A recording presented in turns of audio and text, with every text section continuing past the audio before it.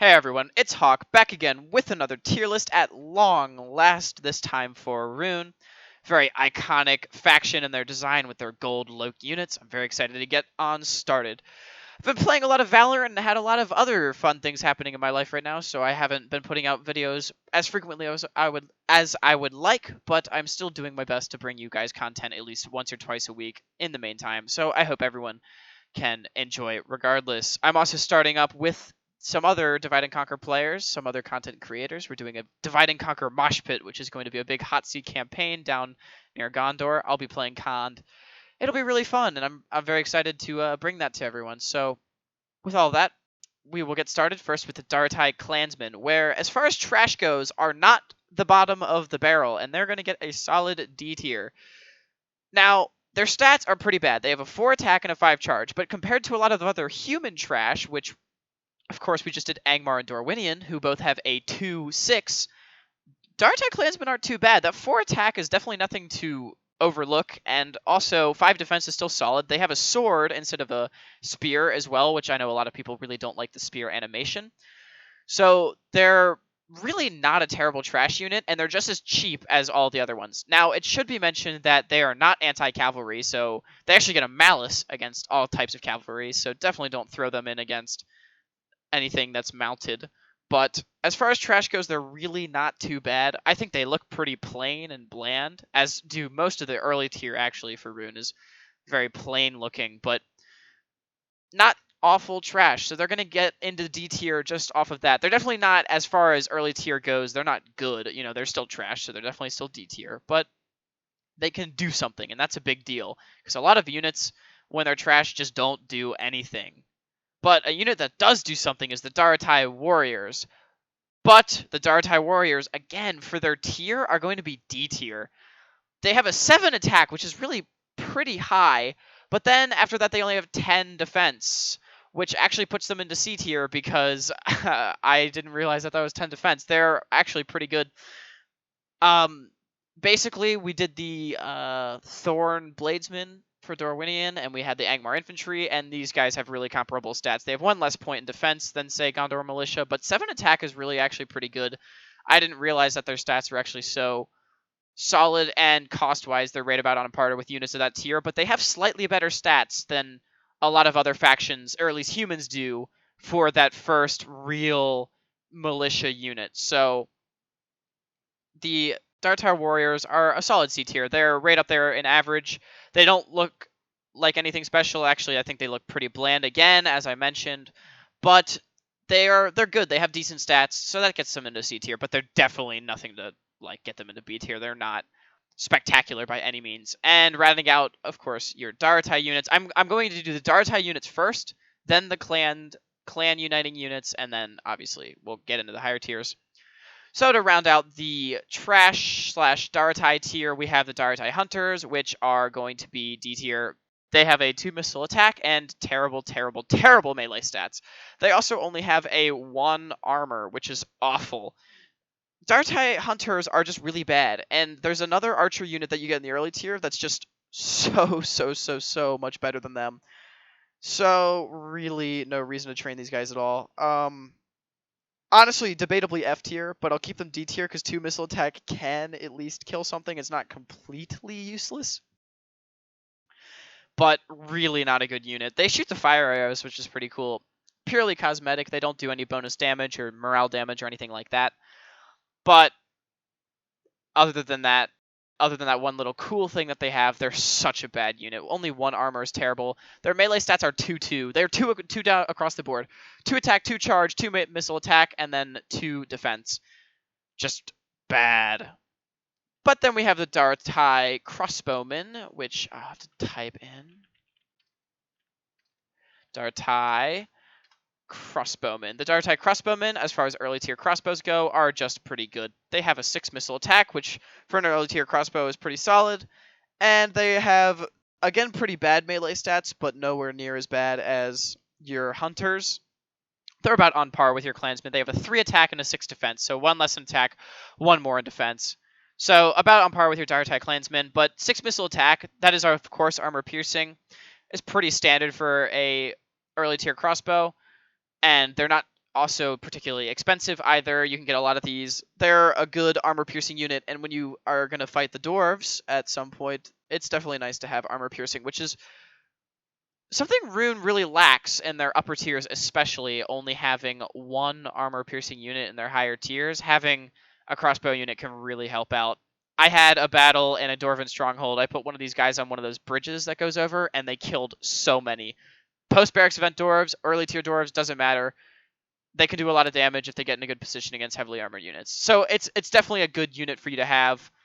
Debating putting them B tier, but their stats are still really just for the early tiers. So I'll keep them in the average tier. A solid unit.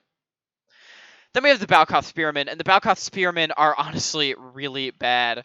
The Balkoth Spearmen... Oop, I typed that in wrong apparently. Let's see. I gotta find them. Balkoth Spearmen. There they are. The Balkoth Spearmen. Yeah, they're really bad. I am gonna put them D tier. They look kind of cool, but the biggest problem with the Balkoth Spearmen. First, I'll go over their stats. Their stats are the 3 attack and a 13 defense, which, as far as early tier human spearmen, is pretty average. I think the Rovanian Gadrats for Dale have like a 312, so they get an extra point in defense, which actually makes them quite sturdy spearmen, and they're definitely a good line holding unit. But they just suck because most people go for the Balkoth after they've already gotten the Arulad and the Khandish units, so you're not even going to get these guys super early in the game, and maybe you'll train like a couple of them.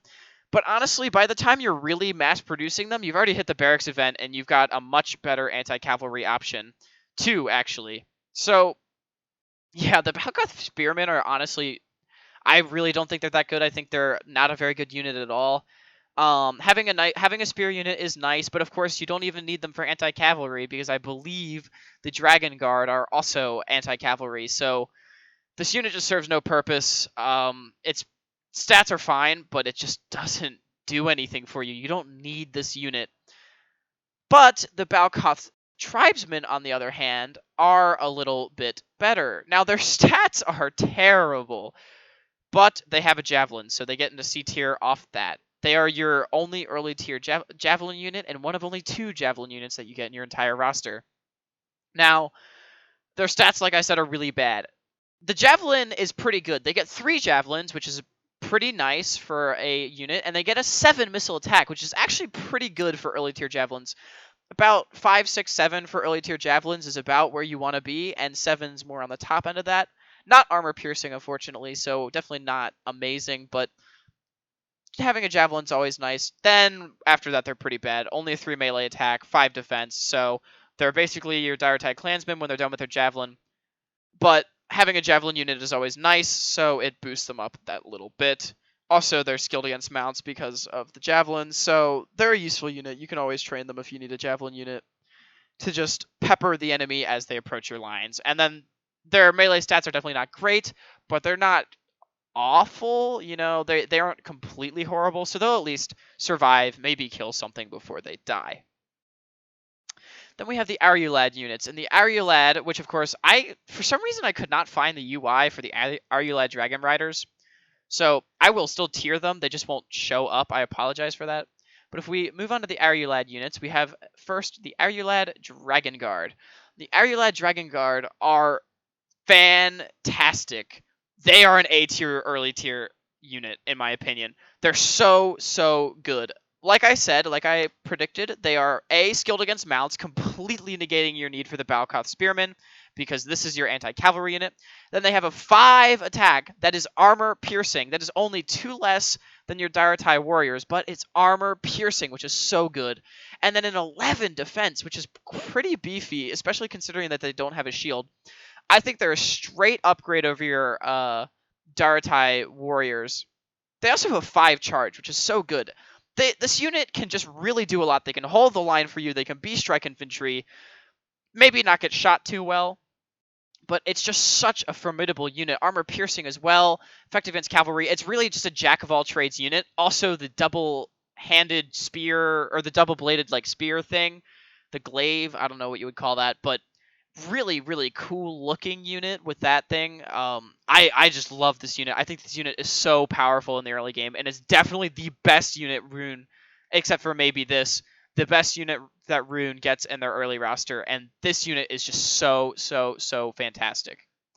I love this unit. I might be biased, but I love this unit. Then we'll go to the Aryulad Dragon Guard, or sorry, the Aryulad Dragon Riders. Why am I not finding it? Aryulad. I cannot spell. Aryulad Dragon Riders. We come over to them, and pretty average early tier cavalry, maybe even above average. They would slot of probably into the B tier. They have a pretty decent mass, pretty decent unit size, but their stats are pretty just decent for early tier cavalry. 5 attack, 6 charge with an 11 defense. They're your only real charging cavalry until you get to your Innis Rim, and their stats are good. And they're all around just a unit that you will definitely want a lot in your armies. Dale loves to throw archers at you if you fight Dale. Dorwinian has not a whole lot of anti-cavalry options early on. They have a few, but definitely nice to charge their units, and their units aren't super high morale. Some morale shocks are really good. So just generally a solid unit for you. I would say that they're above average, but they're definitely nothing to write home about. They're not as good as their Aryulad Dragon Guard. So invisible B tier, we have the Aryulad Dragon Riders, just a good, dependable unit for you, a good cavalry unit, and they look cool. I like the plate. Now we have the Khandish units, and the Khandish units are fantastic for Rhûn. The Khandish Hunters are no exception, where they are going to be a nice B tier, and now they only have a 3 missile attack, which as far as early tier humans go is pretty average, but they stand out in other ways. First of all, they have an 117 meter range, which again is very average, but then they have 24 missiles, which for early tier humans is high. A lot of early tier humans maybe have 20, 22. 24 is really good for these guys.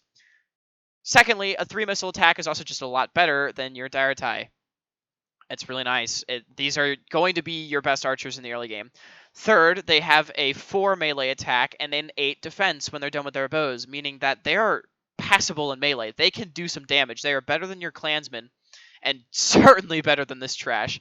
Not as good as this unit, not as good as your Daratai warriors, but better than your bottom of the barrel trash infantry in melee when they're done with their bows, better than the Balkoth tribesmen as well. And they're just pretty good archers that can fire for a long time with their 24 missiles. So definitely your best archer in the early tier, and definitely a unit you're going to want to train a lot of. So that's why I put them in the B tier. They're a good unit, so they can go alongside your Dragon Riders as a dependable unit that you will want to train a lot. Then we have the Khandish Raiders. Khandish Raiders are fantastic as well, just like the Khandish Hunters. The Khandish Raiders have a 4 missile attack with a 4 melee attack and then a 8 defense. Again, they are once again going to get into your B tier. They're also your only real horse archer. The chariots don't really count in my opinion. They're just a really good unit. 4 missile attack is really good. As most cavalry archers do, they have 1 extra melee attack as opposed to their foot counterpart. Much lower range, but they do have 32 missiles, so they can shoot for a long time. 4 missiles means that they will do a lot of damage. And then 8 defense, 4 attack with 3 charge is really not that good, but it's still something. All around, just a really dependable unit, a unit you're going to want a lot, even potentially after the barracks event. Just a good unit. I mean, they're great horse archers. They're from Khan, which is the horse archer nation, and they will do a lot for you, and they're fantastic. Now, if they came up against, say, the Vari Nahirim of Dorwinian or the Owathida Horse Guards of Dale, which are post-barracks event horse archer units, this unit would get swept by in the wind real quick. They would not do very well. But against early tier, they're pretty good. They're a decent unit and something you're going to want a lot of. They will do a lot of damage for you. Just a solid all-around unit. Then we have the Udage Marines, and the Udage Marines are so good again.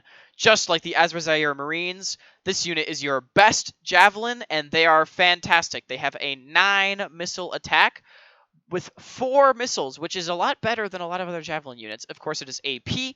Then they have a 9 melee attack and a 13 defense when they're done, which makes them able to kill a lot of things.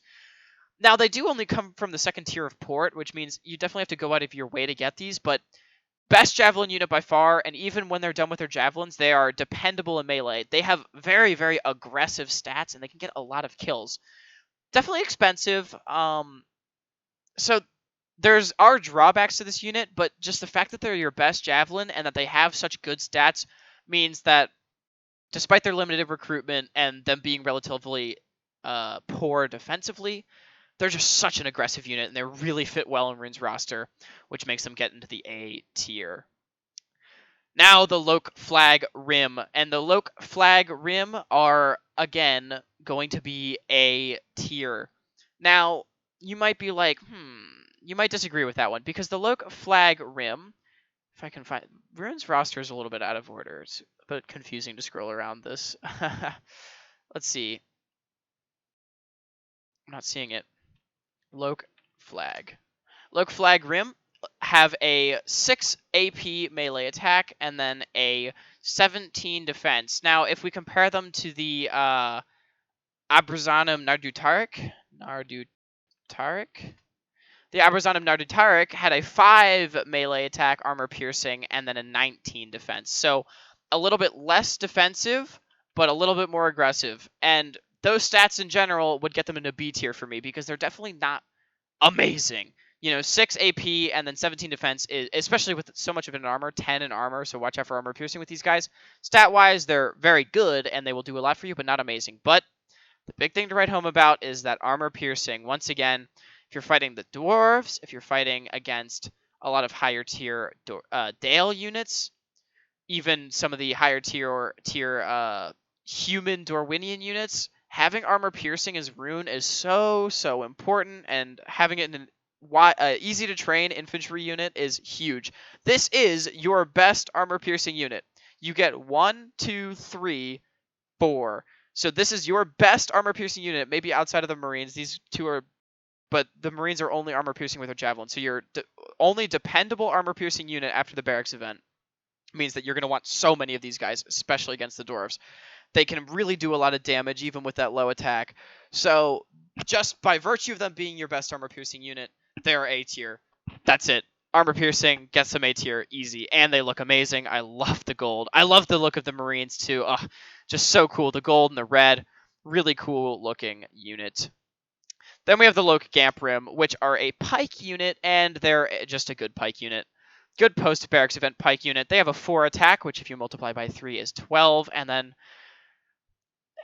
they have a 15 defense, which again, 10 of is an armor. Watch out for armor piercing, but they will hold the line really well, but they won't win any awards, really. They're just a good, dependable line-holding unit. They look fantastic. They've, once again, got the cool gold plate. And this is like the iconic unit, really, from the movies, with the long spears and everything. Maybe that or the bodyguard with the halberd, but just a good pike unit. Definitely not an A tier, and definitely not an S tier. They're nowhere near the best pike unit in the game. They're nowhere near one of your better units or one of the better units in the game stat-wise. They're just a good, dependable unit that will hold the line, while your Flag Rim and your Dragon's Wrath Guildsmen can really do some damage. Also, this isn't your only line-holding unit in your roster, which means that they're not like the only thing. They're not your best line holding unit. Your best line holding unit belongs to the Scions, the Loke Scion Rim, which I'm going to put into B tier again. And this one might be unpopular, but here's the thing. They have a 28 defense, which is really high, but then only an 8 attack, and they're Spearmen. They are your best infantry unit. Actually, no, I would not say you're their best infantry unit. I would say your Dragon's Wrath Guildsmen are your best infantry unit. So they're not your best infantry unit, and stat-wise, they're just not amazing. If we compare these to the other high-tier sort of shield and weapon units, we had the Barons of Dale and the Knights of the Vintner Court. They both had 12 attack and then about a 25 defense, which, of course, it would make sense that these are more defensive since they're Spearmen, so they get a higher defense and then less attack.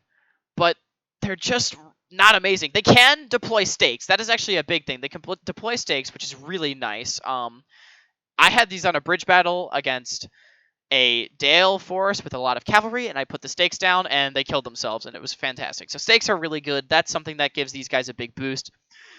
But they're not amazing. they have great stats. Don't get me wrong. They have great stats. They look really cool, but they're still just spearmen, and they're not your best infantry unit. Your best infantry unit, again, is the Dragon's Wrath Guildsman. And the Dragon's Wrath Guildsman, this unit is awesome. This is such a good unit for me. Not one of the best strike infantry in the game, so they're not going to get S tier, unfortunately. But this unit is just so good. They have a 13 attack and then a 23 defense. Very aggressive. And now stat-wise, not amazing. But they fear enemy infantry. This unit can break lines so fast. Even the dwarves, with their very high morale, can come flying in on the charge with their 13 attack and 6 charge, and then scare the enemy infantry as well, really dampening their morale in one go. These things can carve through a lot of enemy units. I think this is Rhûn's best infantry unit by far, just based on being able to frighten enemy infantry. They're just very aggressive. They're not very defensive. Again, 23 defense is not super high, and they're really just an aggressive version of the Scions, but the value of that frightening enemy infantry is just really big, where the Scions don't get command or frighten. So I think just purely on that frightened enemy infantry, and then also great stats and a cool look with the curved swords and everything, definitely one of Rhûn's best units, your best infantry unit, and an easy A tier. The only reason they're not S tier, honestly, is just because, again, S tier is reserved for the best units in the game, like in their roles, and that is definitely not the Guildsman, but such a good unit regardless. Now we have the Lok Nar Rim. Again, A tier. They're your best archer. That's really all that needs to be said. Now, they only have a 5 missile attack, which as far as late tier archers go is not very good. Of course, I put the Iron Crown Longbowmen in C tier on that, but they have the fire arrows, but with none of the drawbacks, which means that they are just as accurate as normal arrows, but they have a chance to kill, and they do morale damage. So, sort of for the same reason as the Dragon Wrath's Guildsman, they're not getting into A tier based on their stats alone, but based on being able to do something that your other units can't. And it's just so helpful to have the Narrim doing morale damage, burning units, being your best archer. Just a really good unit. Now, when they're done with their arrows, they kind of are not very good. They only have a 5 melee attack and a 14 defense, which is pretty bad. That's worse than your Flagrim, and they don't even have armor piercing.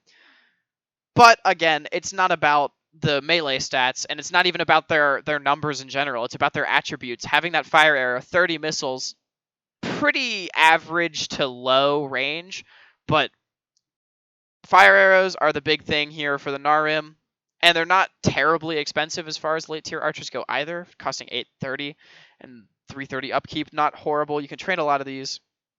Best archer unit. All around, an A tier unit, one of the best units in Rhûn's roster, and they look so awesome with their masks. I love the look.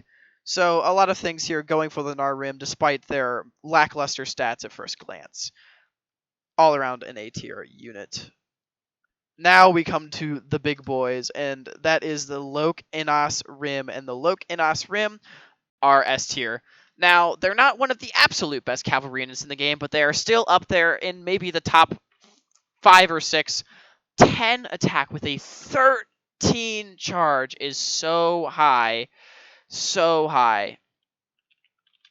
If we go to the Arthedaim Royal Guards, which is one of the best cavalry units in the game, they also have a 10 attack and a 13 charge. Now, they do not have the defense as a lot of other cavalry units because they don't have a shield. Their defense is only 24, which is not insane. That is not up in the 30s with the absolute best of the best cavalry units in the game. But they still have that 10 attack with the 13 charge, which means that they will plow through anything. And especially against who you fight, where Dorwinion does not have a lot of good late-tier anti-cavalry options. Dale does, but Dale fields a million archers, which are very, very vulnerable to cavalry. And the dwarves, who don't have cavalry of their own to counter yours, these things can run amok. And still, they're one of the best cavalry units in the game, probably being in the top 5. They look beautiful with the gold barded horse, the gold soldier on top with the lance. Just such a fantastic unit. One of the best cavalry units in the game, easily the best unit in Rhûn's roster, one of the most useful units in Rhûn's roster based on who you fight. Just amazing unit. train these every single moment that you get. You can also get them anywhere, which is better than a lot of other of the top cavalry units in the game, which cannot be trained anywhere. The Innis Rim can, so you can get these units all over the place, and they're just so good.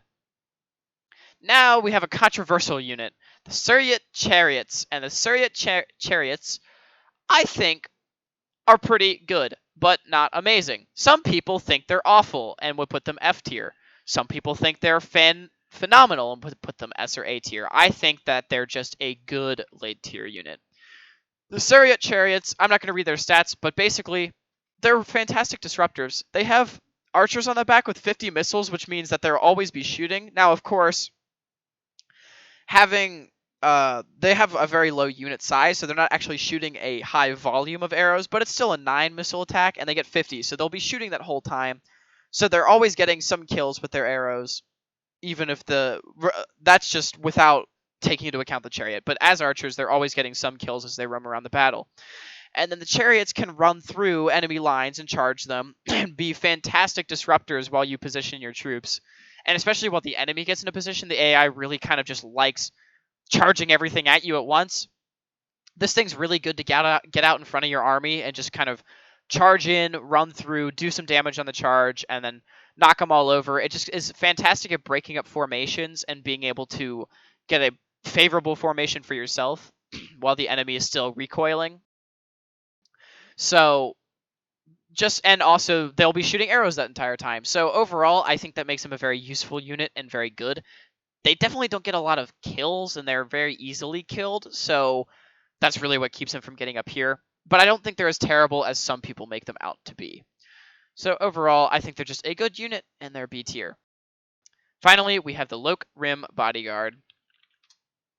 And the Loke Rim Bodyguard are an A tier bodyguard easily. I forgot to mention them in my list of armor-piercing units, but they are armor-piercing with a halberd with an 11 attack and a 22 defense. Not particularly defensive, but 22 is still very good. But 11 attack that is effective against mounts, and armor-piercing means they will do a ton of damage. And again, armor-piercing is so useful against who you're fighting. And they get the full 77 complement. They're not one of these smaller bodyguards. So really a good infantry bodyguard having that armor piercing, and they still have decent defense.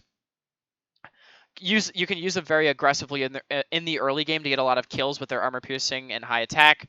And I really like this unit. I think they're one of the best infantry bodyguards in the game. So an easy A tier for me. And again, fantastic looking unit. And I think they have capes too, which I love. So that is the Rhûn roster overall. Rhûn overall has a pretty good roster with some less impressive parts.